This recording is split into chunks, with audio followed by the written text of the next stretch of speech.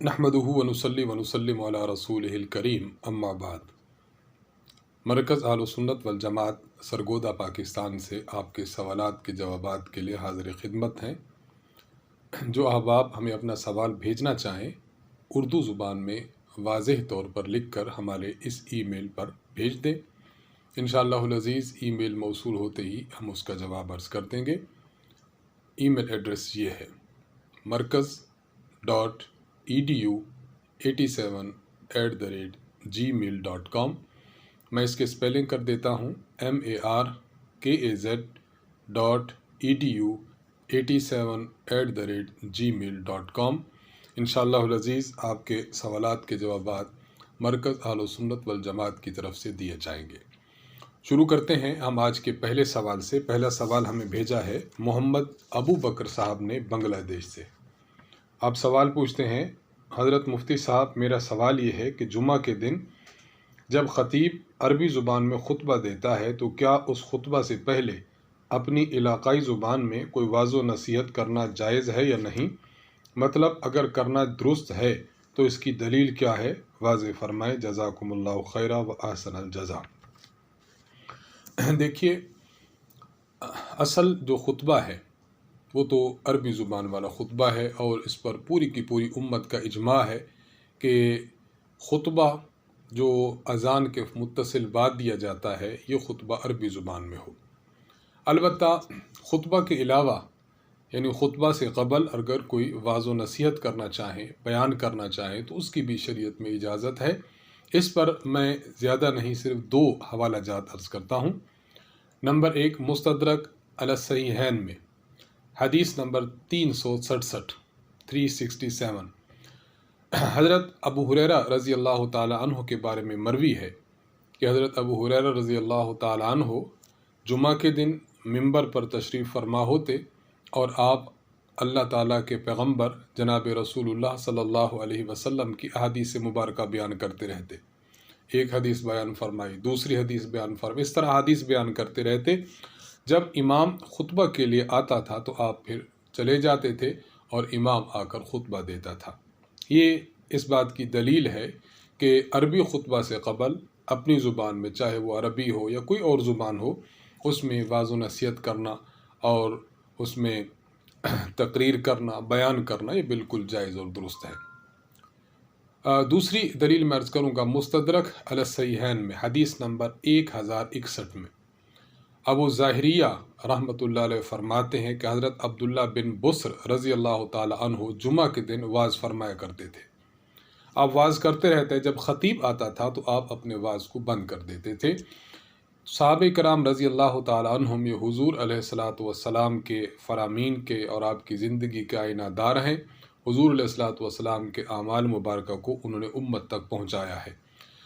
सहाबे कराम रज़ी अल्लाह ताला अन्हुम का हुज़ूर अलैहिस्सलातु वस्सलाम के फ़रामीन को, आपकी ज़िंदगी को अपने अंदर समोना इनके हुज्जत होने की दलील है। तो सहाबे कराम में से ये दो सहाबा हज़रत अब्दुल्ला बिन बुस्र और हज़रत अबू हुरैरा रज़ी अल्लाह ताला अन्हु, इनका ख़तीब के खुतबा देने से क़बल बयान करना, वाज़ करना इस बात की दलील है कि अरबी खुतबा से क़बल अगर कोई अपनी मादरी ज़ुबान में, इलाक़ाई ज़ुबान में, बैनुल अक़वामी ज़ुबान में, किसी भी ज़ुबान में अगर गुफ्तगू करना चाहे, वाज़ो नसीहत करना चाहे तो बिल्कुल जायज़ और दुरुस्त है। इसमें किसी किस्म का कोई हर्ज नहीं है। मोहम्मद राशिद अली साहब पेशावर से आप सवाल करते हैं, एक शख्स का अपनी बीवी से झगड़ा चल रहा था। झगड़े के दौरान खामद ने बीवी को कहा, मेरी तरफ से तुम फारिग हो। खामद का अब कहना है कि मैंने तलाक देने की नीयत से अल्फाज कहे थे। मुफ्ती साहब इस बारे में बताएं कि तलाक हो गई है या नहीं, जज़ाकुमुल्लाहु खैरा। खामद अगर ये अल्फाज इस्तेमाल कर रहा है जिस तरह आपने सूरत हाल पेश की, झगड़ा है और खामद ये कह भी रहा है कि मैंने तलाक की नीयत से अल्फाज कहे, तो लफ्ज़ फारिग से तलाक बाइन वाक़ हो जाती है। ये बात यहाँ पर समझने के काबिल है कि तलाक बाइन कहते किसे के हैं।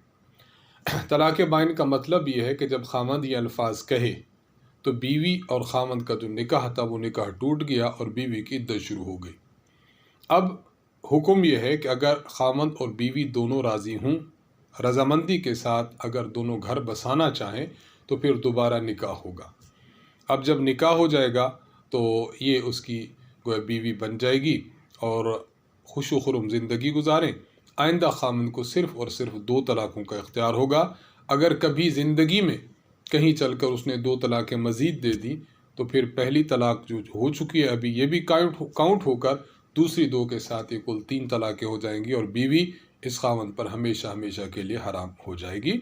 بطور مشورہ یہ بات آپ سے کہی جاتی ہے کہ جب بھی کوئی جھگڑا ہو یا کوئی مسئلہ ہو تو یہ الفاظ کہنے سے انسان اجتناب کرے۔ لفظ طلاق ہو، فارغ ہو، آزاد ہو، میرے گھر سے نکل جاؤ، میں تمہیں چھوڑتا ہوں، ان الفاظ سے انسان اجتناب کرے۔ جھگڑے کو، ظاہری بات ہے جھگڑے ہوتے ہیں تو جھگڑے کو اچھی طرح سلجھانے کی کوشش کرے، اس کو الجھانے کی ہرگز انسان کوشش نہ کرے۔ اللہ تبارک و تعالیٰ جن کے مسئلہ ہے ان کو اس بارے میں سمجھ عطا فرمائے۔ محمد عالم بمبل صاحب ضلع جیکب آباد سے آپ لکھتے ہیں، مفتی صاحب اگر کسی شخص کی قدرتاً داڑھی نہیں آئی حالانکہ وہ بالغ ہے تو کیا اس کے پیچھے نماز درست ہے؟ نماز پڑھانے کے لیے امام کا بالغ ہونا ضروری ہے، اور ایسے امور جو کہ اللہ کے نبی صلی اللہ علیہ وسلم نے واجب قرار دیے ہیں ان امور میں سے ایک امر داڑھی بھی ہے۔ اگر کوئی شخص داڑھی کو بھی کٹواتا ہے تو اس کا معنی، جواب یہ دوبارہ کر لیتے ہیں۔ ہاں یہی والا نا؟ نہیں، داڑھی والے اگلا آ رہا ہے ادھر۔ دیکھیے، نماز کے لیے اگر کوئی شخص امام بنتا ہے تو امام کا بالغ ہونا شرط ہے، امام بالغ ہے۔ اور جہاں تک داڑھی کی بات ہے، اگر کسی شخص کی داڑھی آئی ہو اور داڑھی کو کٹواتا ہو تو اس کے پیچھے نماز پڑھنا مکروہ تحریمی ہے جو حرام کے قریب ہے۔ لیکن اگر کسی شخص کی داڑھی قدرتاً نہیں آئی تو ظاہری بات ہے کہ یہ شخص اس میں بے بس ہے، ایسا نہیں کہ وہ خود ان کو داڑھی کو لا نہیں رہا، بے بس ہے۔ اس لیے ایسا شخص جس کی داڑھی قدرتی طور پر نہ آئی ہو، البتہ اس کی عمر پوری ہو چکی ہو، یعنی 15 سال کا ہو یا بالغ ہو چکا ہو، تو اس کے پیچھے نماز پڑھنا بالکل درست ہے، جائز ہے۔ اس میں کسی قسم کی کوئی جو ہے وہ تشویش انسان کو نہیں ہونی چاہیے۔ محمد نعمان صاحب سیت پور انڈیا سے آپ سوال کرتے ہیں، کل میری ایک دوست سے ملاقات ہوئی، باتوں باتوں میں وہ کہہ رہا تھا کہ داڑھی لمبی ہونا اور ایک مشت ہونا کہیں بھی ثابت نہیں۔ آپ صلی اللہ علیہ وسلم نے تو صرف یہ فرمایا ہے کہ داڑھی بڑھاؤ، مونچھیں کٹاؤ، یہ کہاں فرمایا کہ داڑھی لمبی ہونی چاہیے؟ اس لیے 40 قدم سے جو داڑھی نظر آئے وہ بھی داڑھی ہے، کیا واقعی ایسی بات ہے؟ رہنمائی فرمائے، جزاک اللہ۔ دیکھیے، اس حوالے سے میں تھوڑی سی بات تفصیلاً عرض کرنا چاہوں گا۔ حضور علیہ الصلاۃ والسلام کا یہ جو فرمان مبارک ہے کہ داڑھی بڑھاؤ اور مونچھیں کٹاؤ، ہم یہ دیکھتے ہیں کہ یہ فرمان مبارک آپ علیہ الصلاۃ والسلام کا کس ماحول میں جو ہے ارشاد ہوا ہے۔ صحیح بخاری حدیث نمبر 5553، حضرت عبداللہ بن عمر رضی اللہ تعالی عنہ سے روایت ہے، فرماتے ہیں کہ حضور علیہ الصلاۃ والسلام نے فرمایا، خالف المشرکین وفر اللحا واعف الشوارب۔ حضور علیہ السلام نے فرمایا کہ مشرکین کی مخالفت کرو اور داڑھی کو بڑھاؤ اور اپنی مونچھوں کو کٹاؤ۔ اس حدیث مبارکہ میں آپ علیہ الصلاۃ والسلام نے داڑھی بڑھانے کا جو حکم ارشاد فرمایا ہے وہ اس پس منظر میں کہ ہماری داڑھی بڑھانا ایسا ہو کہ جس میں مشرکین کی مخالفت ہو۔ یہاں جو لفظ مشرکین ہے، اس مشرکین سے مراد کون ہے؟ عمدۃ القاری میں علامہ بدر الدین عینی رحمہ اللہ آپ ارشاد فرماتے ہیں، اراد بہم المجوسہ۔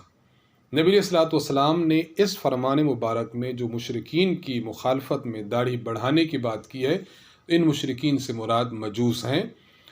یدل علیہ روایت مسلم خالف المجوس، جیسا کہ صحیح مسلم کی روایت میں موجود ہے کہ وہاں خالف المجوس کا لفظ ہے۔ تو اس ارشاد سے اور صحیح مسلم کی روایت والے ارشاد سے یہ بات ثابت ہوتی ہے کہ حضور علیہ الصلوۃ والسلام نے داڑھی کو بڑھانے کا حکم دیا ہے، لیکن ساتھ ساتھ یہ بھی ارشاد فرمایا کہ داڑھی یوں بڑھانی ہے کہ آپ مخالفت کریں مجوس کی۔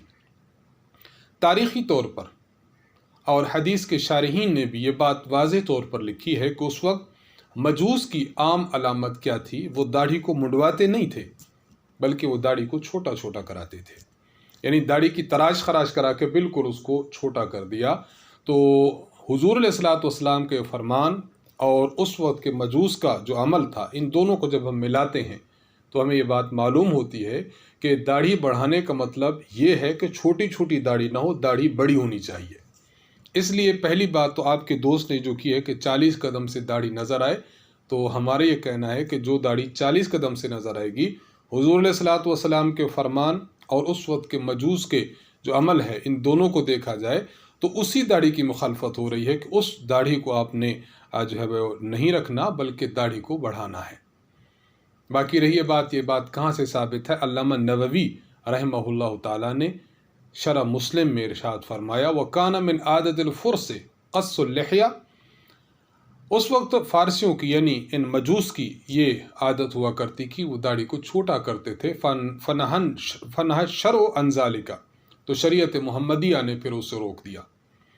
ان 3 حوالہ جات سے یہ بات ثابت ہوتی ہے کہ حضور علیہ الصلوۃ والسلام نے جو داڑھی کے بڑھانے کا حکم دیا، اس کا معنی یہ نہیں کہ داڑھی محض 40 قدم سے نظر آئے، یہ بات ہرگز نہیں۔ اس کا معنی کہ داڑھی جو چھوٹی لوگ کرتے تھے اس کی مخالفت کی جائے، یعنی داڑھی چھوٹی نہ رکھی جائے، داڑھی کو بڑا کیا جائے۔ لہٰذا آپ کے دوست کی پہلی بات تو یہ درست نہ ہوئی۔ جہاں تک بات ہے دوسری چیز کا کہ داڑھی ایک مشت کہاں لکھا ہے، تو اس حوالے سے میں 2 دلیلیں صرف آپ کی خدمت میں عرض کر دیتا ہوں انشاءاللہ العزیز۔ ماننے والوں کو تو ایک ہی کافی ہے، لیکن 2 عرض کی جاتی ہیں تاکہ مزید شرح صدر ہو۔ صحیح بخاری حدیث نمبر 5553 میں حضرت عبداللہ بن عمر رضی اللہ تعالیٰ عنہ نے حضور علیہ الصلوۃ والسلام کا ارشاد نقل فرمایا، خالف المشرکین وأوف اللحیٰ وأعفوا الشوارب، مشرکین کی مخالفت کرو، داڑھی کو بڑھاؤ اور اپنی مونچھوں کو کٹاؤ۔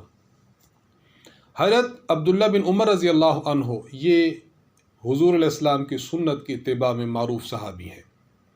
حضرت عبداللہ بن عمر رضی اللہ عنہ کا اسی حدیث کو نقل کرنے کے بعد امام بخاری رحمہ اللہ نے عمل ذکر فرمایا، وَكَانَ ابن عمر اذا حج او اعتمر قبض على لحيته فما فضل اخذه، فرماتے ہیں کہ حضرت عبداللہ بن عمر رضی اللہ تعالیٰ عنہ جب حج کرتے تھے یا عمرہ کرتے تھے تو اپنی داڑھی مبارک کو اپنی مشت میں لیتے اور جو مشت سے زائد ہوتی تھی اس کو کاٹ ڈالتے تھے۔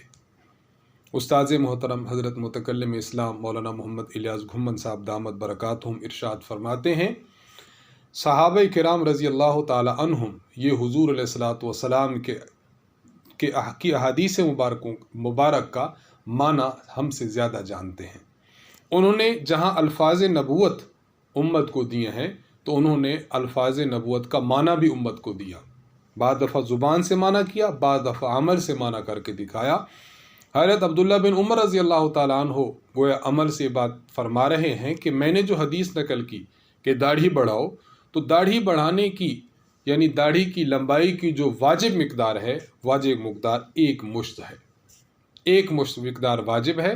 لہذا ہم اہل سنت والجماعت احناف دیوبند کا جو موقف ہے وہ موقف بالکل درست ہے کہ ہم 1 مشت داڑھی کے قائل ہیں، 1 مشت سے کم داڑھی کے ہم قائل نہیں، اس کو گناہ سمجھتے ہیں۔ اسی کے ساتھ ہی میں ایک بات عرض کرنا چاہوں گا کہ حج اور عمرہ کا موقع ہے۔ حج کے موقع پر صحابہ کی بہت بڑی تعداد ہے، عمرہ کے موقع پر امت کے بڑے فقہا کی اور صحابہ کی بہت بڑی تعداد ہوتی ہے۔ حضرت عبداللہ بن عمر رضی اللہ عنہ اس موقع پر داڑھی کو کٹوا رہے ہیں 1 مشت سے زائد۔ اس وقت صحابہ کا جمع غفیر موجود ہے، کسی ایک صحابی سے بھی نکیر اور انکار اور اعتراض موجود نہیں کہ انہوں نے حضرت عبداللہ بن عمر رضی اللہ عنہ پر اعتراض کیا ہو کہ آپ نے ایسا کام کیا، درست نہیں کیا۔ ایک صحابی بھی اس پر نکیر نہیں فرما رہے، جو اس بات کی دلیل ہے کہ اس وقت جتنے صحابہ تھے وہ سارے کے سارے آپ کے اس عمل سے متفق تھے۔ تو بظاہر یہ ایک حدیث نظر آ رہی ہوگی کہ ایک صحابی کا عمل ہے، لیکن گہری نظر سے دیکھا جائے تو اس وقت کے موجود حج اور عمرہ پر موجود تمام صحابہ کرام کی تائید اس عمل کو حاصل ہے۔ لہٰذا یہ اس بات کی بڑی عمدہ دلیل ہے کہ حضور علیہ الصلوۃ والسلام کے اس فرمان کا کہ داڑھی لمبی کرو، اس کا معنی کہ 1 مشت تک رکھنا واجب ہے۔ نمبر 2، حضرت ابو ہریرہ رضی اللہ تعالیٰ عنہ کے بارے میں امام ابو زرعہ रहमहुल्लाह फरमाते हैं, और ये फरमान उनका मुसन्नफ़ इब्न अबी शैबा हदीस नंबर 25992 में है। फरमाते हैं कान अबू हुरैरा रज़ियल्लाहु अन्हु यक़बिदु अला लिह्यतिही, हज़रत अबू हुरैरा अपनी दाढ़ी मुबारक को मुश्त में लेते थे, सुम्मा यअख़ुज़ु मा फ़ज़ला अनिल क़ुब्ज़ा, जो फिर एक मुश्त से ज़ायद होती थी आप उसको काट डालते थे। मैंने आपके सवाल का जवाब थोड़ा सा तफसीलन दिया है, जिसका खुलासा भी मैं अर्ज़ करना चाहूँगा कि दाढ़ी बढ़ाने का जो हुक्म है उसका माना ये नहीं कि दाढ़ी महज छोटी सी हो तो ये फरमान नबूवत की के बिल्कुल मुताबिक है, ये बात नहीं। दाढ़ी बढ़ाने का माना ये है कि छोटी दाढ़ी को बढ़ाया जाए, क्योंकि छोटी दाढ़ी उस वक्त मजूस रखते थे तो उसकी उनकी मुखालफत करनी मकसूद है, इसलिए फरमाया खालिफुल मजूस। और दूसरी बात कि जब दाढ़ी लंबी करनी है तो उसकी वाजिब मिकदार कौन सी हो, तो 2 सहाबे कराम रज़ी अल्लाह अन्हुम का अमल और कई सहाबे कराम रज़ी अल्लाह अन्हुम की तायद मैंने आपकी खिदमत में अर्ज़ कर दी, जो इस बात की दलील है कि दाढ़ी की वाजिब मिकदार 1 मुश्त है। उम्मीद है कि आपके सवाल का जवाब हो चुका होगा। मोहम्मद शाहिद इकबाल साहब सरगोदा से आप सवाल करते हैं, मेरा एक सवाल है कि अगर कोई शख्स नमाज में सना पढ़ना भूल जाए तो क्या उसकी नमाज हो जाएगी या नहीं, या सजदा साहब करना पड़ेगा? सना न पढ़ने से सजदा साहब वाजिब नहीं होता, नमाज इस शख्स की हो जाएगी। इकरामुद्दीन साहब कराची से आप सवाल करते हैं, कसर नमाज पढ़ते हुए सुन्नतें और नफल पढ़ने चाहिए या नहीं? इसी तरह वित्र का क्या हुक्म है कि मुसाफिर वित्र पढ़ेगा या नहीं? देखिए, कसर नमाज जब इंसान पढ़ता है, अगर सफ़र में उसको इत्मीनान की हालत है, खुला वक्त मिल जाता है, तो फिर सुन्नतें पढ़ लेनी चाहिए। नफिल का जो है वो एहतमाम कर लेना चाहिए, वक्त खुला है।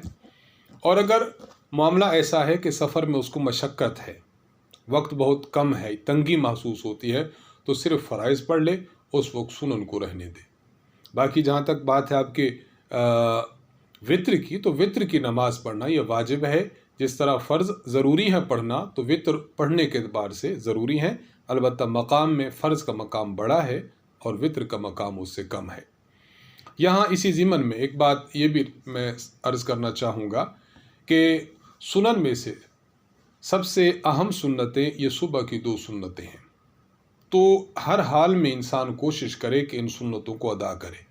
इसलिए सफ़र में भी इंसान देखे कि अगर उसके पास वक्त खुला है और आसानी के साथ वो सुन्नतें पढ़ सकता है तो पढ़े, और ताकीद के साथ ये अर्ज़ किया जाता है कि सुबह की सुन्नतें इनको ताकीद के साथ जो है वो पढ़ना चाहिए, और कोशिश हद दर्जा करनी चाहिए कि और भी सुन्नतें भी हों, लेकिन इन सुन्नतों का एहतमाम इंसान ज़्यादा करे। मोहम्मद अब्दुल्ला साहब बांग्लादेश से आप सवाल करते हैं कि जब ख़तीब जुम्मा का खुतबा दे रहा हो तो उस वक्त बैठने की क्या सूरत होनी चाहिए? बाज़ लोगों को देखा है कि पहले खुतबा में हाथ बांधकर बैठते हैं और दूसरे में जानों पर हाथ रख लेते हैं, क्या ये ज़रूरी है? सही हुक्म बताकर शुक्रिया का मौका दें।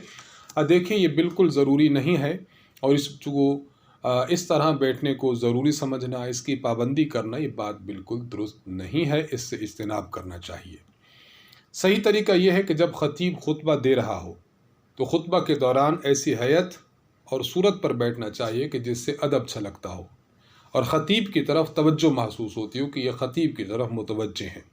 हाँ, उसके लिए बेहतर सूरत तो यही है अदब की कि इंसान 2 जानू बैठे और अपने दोनों हाथों को दोनों रानों पर रख ले। जितनी देर बैठ सकता है बैठ जाए, और अगर ये थक जाए तो फिर 4 जानू भी बैठ सकता है। बहरहाल जो उसको सहूलत हो उस सूरत को इख्तियार कर ले, लेकिन पहले खुतबा में दोनों हाथों को बांधना और दूसरे खुतबा में दोनों हाथों को रानों पर रखना, और इसको जो आजकल लोग करते हैं और हर मस्जिद में इसको ज़रूरी लोग समझते, न भी समझें तो एक ऐसी हैयत है कि जिसकी पाबंदी करना ये आइंदा जो एक नई चीज़ को जन्म देने वाली बात होगी। इसलिए इससे इज्तिनाब करना चाहिए और वही सूरत इख्तियार करनी चाहिए जो मैंने अर्ज़ कर दी है। सईद अहमद साहब खानेवाल से आप सवाल करते हैं कि हमारी मस्जिद में ऐसा हुआ कि ख़तीब साहब ने जब अरबी खुतबा दे दिया और नमाज़ पढ़ाने लगे तो उन्होंने पिछली सफ़ों में एक आलिम साहब को देखा, फिर उन्हें बुलाकर नमाज उनसे पढ़वाई। क्या इस तरह नमाज हो जाती है कि खुतबा एक शख्स पढ़े और नमाज दूसरा पढ़ाए? बिला वजह ऐसा करना तो ये दुरुस्त नहीं है, लेकिन अगर किसी ख़ास उज़ुर के बिना पर या ख़ास मकसद के बिना पर خطبہ کوئی اور پڑھائے اور نماز کوئی اور پڑھائے تو بالکل جائز ہے، جو ہے وہ اس کو غلط نہیں کہا جا سکتا، نماز بالکل ہو گئی ہے۔ کامران جنید صاحب سیالکوٹ سے سوال کرتے ہیں کہ نکاح کی مجلس میں کیا ایجاب و قبول کرنے کے لیے 3 بار قبول ہے قبول ہے قبول ہے کہنا ضروری ہے یا ایک بار سے بھی نکاح ہو جاتا ہے؟ دیکھیے، نکاح کرتے ہوئے 3 مرتبہ قبول ہے قبول ہے قبول ہے کا جملہ کہنا یہ لازمی اور ضروری نہیں ہے۔ اگر کوئی شخص ایک مرتبہ بھی کہتا ہے تو ایک مرتبہ کہنے سے بھی نکاح ہو جائے گا۔ عام طور پر جو 3 مرتبہ کہا جاتا ہے وہ محض نکاح کی پختگی کے لیے کرتے ہوں گے، بہرحال لازمی اور ضروری یہ چیز نہیں ہے۔ سائلہ نے اپنا نام نہیں لکھا، سوال میں عرض کر دیتا ہوں۔ پچھلے دنوں میرا نکاح ہوا ہے، مجھے یہ بتایا گیا کہ میرے خاوند سے جب قبول کروایا گیا تو میرے والد صاحب کا نام قاضی صاحب نے غلط لیا۔ نکاح تو اب پڑھوایا جا چکا ہے، میں پریشان ہوں کہ نکاح ہوا ہے یا نہیں۔ آپ کو پریشان ہونے کی ضرورت نہیں ہے۔ جس محفل میں نکاح ہوا ہے واضح سمجھ لیجئے کہ اس محفل میں جو لوگ حاضرین ہیں، شریک ہیں، آپ کے والد صاحب بھی موجود ہیں، سب کو پتہ ہے کہ فلاں لڑکی کا نکاح ہو رہا ہے جس کا نام لیا ہے۔ اگر والد صاحب کا نام غلط لے لیا گیا تو اس سے نکاح کرو، نکاح پر کوئی فرق نہیں پڑتا، اس لیے آپ بالکل پریشان نہ ہوں، اطمینان اور قلبی اطمینان کے ساتھ اپنی زندگی گزاریں۔ شازیہ بیگم صاحبہ دہلی انڈیا سے سوال کرتی ہیں، میرے خاوند بچوں کو کہتے ہیں کہ یہ چیز امی کو دے آؤ، امی کو بلا کے لاؤ، امی کہاں گئی؟ مجھے اس سے سخت کوفت ہوتی ہے۔ میں نے کئی بار ٹوکا کہ اس طرح نہ کہا کریں، کہیں ہمارے نکاح پر اثر نہ پڑ جائے، لیکن وہ باز نہیں آتے۔ بتائیے مفتی صاحب، اس سے نکاح پر کوئی اثر پڑے گا یا نہیں؟ دیکھیے، اس سے نکاح پر تو کوئی اثر نہیں پڑے گا۔ جب اس طرح خاوند کہتا ہے امی کو بلاؤ، یہ چیز امی کے پاس لے جاؤ، امی کہاں ہے، تو اس سے خاوند کی امی مراد نہیں ہوتی بلکہ اس کے بچوں کی امی مراد ہوتی ہے۔ تو ماحول ہمارا یہ ہوتا ہے، اس لیے نکاح پر کوئی اثر نہیں پڑا، آپ بالکل پریشان نہ ہوں۔ ہاں، سر دستی بات بھی میں عرض کر دوں کہ اگر خاوند اللہ نہ کرے آپ کو امی کہتا ہے تو صرف ان الفاظ سے کہ بیوی کو امی کہے تو یہ کہنا بالکل بیکار اور لغو اور بیہودہ بات ہوگی۔ تاہم نکاح پھر بھی برقرار رہے گا، نکاح پر کوئی اثر نہیں پڑے گا۔ ہاں، اگر اس کے علاوہ کوئی اور الفاظ کہتا ہے تو الفاظ لکھ بھیجیے، اس کے مطابق جواب دیا جائے گا۔ بہرحال آپ کے موجودہ الفاظ سے جو ہے آپ کے نکاح پر کوئی فرق نہیں پڑا۔ خالد حسین صاحب گوجرانوالہ سے سوال کرتے ہیں کہ ہمارے پڑوسی نے بیوی کو اسٹامپ پیپر پر طلاق لکھ کر دی۔ اس کے الفاظ یہ تھے، تمہیں انشاءاللہ ایک طلاق، لیکن میاں بیوی پھر بھی اکٹھے رہ رہے ہیں۔ ان کا کہنا ہے کہ ہم نے پوچھا ہے مسئلہ اور ہمیں بتایا گیا ہے کہ اس سے طلاق نہیں ہوتی۔ مفتی صاحب کیا یہ بات درست ہے؟ جو الفاظ انہوں نے لکھے ہیں اور آپ نے نقل کیے ہیں، اگر یہی الفاظ ہیں تو ان الفاظ سے طلاق واقع نہیں ہوتی۔ انہوں نے جو مسئلہ پوچھا ہے وہ مسئلہ بالکل درست ہے۔ اصل بات یہی ہے کہ انشاءاللہ کا معنی ہے اگر اللہ نے چاہا تو۔ جب انہوں نے اپنے کلام کے ساتھ بالکل اس کو ٹچ کر کے، نتھی کر کے متصلاً کہا ہے تو اس کا معنی یہ نکلے گا کہ وہ کہنا چاہتے ہیں کہ اگر اللہ چاہے تو تمہیں طلاق۔ اللہ تبارک و تعالیٰ کی مرضی کا انسان کو علم نہیں ہے۔ گویا یوں کہا جا سکتا ہے کہ انشاءاللہ یہ ہو گئی شرط، اگر اللہ نے چاہا تو تمہیں طلاق، یہ ہو جائے گی جزا۔ جب شرط پائی جائے گی تب جزا پائی جاتی ہے۔ تو اللہ تعالیٰ اس طلاق میں اللہ تعالیٰ کی منشا اور رضامندی ہے یہ بندے کو معلوم نہیں۔ جب شرط نہیں پائی گئی تو طلاق بھی نہیں ہوگی۔ لیکن بہرحال پھر بھی ہم مشورہ یہ دیتے ہیں کہ ان کو سمجھا دیا جائے کہ اس طرح کے الفاظ لکھنے اور کہنے سے سخت اجتناب کریں۔ اللہ تعالیٰ ان کو بھی سمجھ عطا فرمائے۔ اشتیاق احمد صاحب سرگودا سے سوال کرتے ہیں، میت کو غسل دیا تھا، 2 گھنٹے بعد اس کے جسم سے ناپاکی نکلی، لیکن ہم نے دوبارہ غسل نہیں دیا بلکہ صرف اس جگہ کو دھو لیا تھا، کیا یہ درست ہے یا دوبارہ غسل دینا ضروری تھا؟ بالکل درست ہے۔ میت کو بس ایک مرتبہ غسل دینا کافی ہوتا ہے، اس کو بار بار غسل نہیں دیا جاتا۔ ہاں، اگر اس کے جسم سے کوئی ناپاکی نکلی ہے یا کوئی کسی جگہ سے خون نکلا ہے اور جسم کو اور کفن کو وہ ملوث کر گیا تو محض اس جگہ کو دھونا کافی ہے، پورا غسل دوبارہ کرانا اس کو ضروری نہیں ہے۔ آخری سوال ہے، ہم سے پوچھا ہے، نام انہوں نے نہیں لکھا، ایک شخص نماز نہیں پڑھتا تھا، کبھی کبھار جمعہ اور عید پڑھ لیتا تھا اب وہ فوت ہو چکا ہے تو اس کی نماز جنازہ کا کیا حکم ہے، ہم پڑھیں یا نہیں، جلد جواب دیں۔ یہ بات وضاحت کے ساتھ پہلے بھی عرض کی جا چکی ہے، دوبارہ ہم عرض کر دیتے ہیں۔ بے نمازی شخص، ایسا شخص جو نماز نہیں پڑھتا، تو ہم اہل سنت والجماعت احناف دیوبند کا موقف یہ ہے کہ ایسا شخص گناہ گار تو ہے، گناہ کبیرہ کا مرتکب تو ہے، لیکن یہ شخص دائرہ اسلام سے خارج نہیں ہے۔ یہ مسلمان ہے لیکن گناہ گار مسلمان ہے۔ اس کا حکم یہ ہے کہ اگر ایسا شخص فوت ہو جاتا ہے تو علاقے کے، محلے کے اور اس جگہ کے جو مقتدر اور بڑے حضرات ہیں، بڑے علماء ہیں، بڑے منصب والے لوگ ہیں، وہ اس کی جنازہ نہ پڑھیں، تاکہ لوگوں کو عبرت حاصل ہو کہ جو شخص بے نمازی ہوتا ہے، اچھے اچھے علماء، بڑے بڑے حضرات اور متدین اور بڑے رینک کے لوگ اس کا جنازہ نہیں پڑھتے، لیکن چونکہ مسلمان ہے اور مسلمان کا جنازہ حق بھی ہے، اس لیے بس عام سے افراد، کوئی شخص اس کی نماز جنازہ پڑھا دے اور اس کے پیچھے عام افراد کھڑے ہو جائیں اور اس کی مغفرت کی دعا بھی کریں، گناہ اس سے ہو چکا ہے۔ لیکن دونوں پہلوؤں کو ملحوظ رکھا جانا چاہیے کہ بڑے نہ پڑھیں تاکہ لوگوں کو عبرت ہو، اور چھوٹے پڑھ لیں تاکہ اس کی بخشش کا کچھ سامان ہو جائے، اور وہ مسلمان ہے تو اس کا حق ادا ہو جائے۔ بہرحال انسان کو اپنے اعمال اور کردار اور اخلاق کا بہت زیادہ خیال کرنا چاہیے۔ حقوق اللہ، حقوق العباد، ان کی ادائیگی کا ہر وقت انسان کو فکر کرنی چاہیے، ان کا سامان کرنا چاہیے۔ انہی سوالات کے جوابات کے ساتھ ہماری آج کی نشست کا اختتام ہوتا ہے۔ اللہ تعالیٰ سے دعا ہے کہ اللہ تبارک و تعالیٰ ہمیں شریعت مطہرہ کے مطابق زندگی گزارنے کی توفیق بخشے۔ مرکز اہل سنت والجماعت، سرگودا، پاکستان، استاذ محترم حضرت متکلم اسلام مولانا محمد الیاس گھمن صاحب دامت برکاتہم اور ہمارے احناف میڈیا سروسز کی ٹیم کو اپنی دعاؤں میں یاد رکھیے۔ وآخر دعوانا ان الحمد للہ رب العالمین۔ السلام علیکم ورحمۃ اللہ وبرکاتہ۔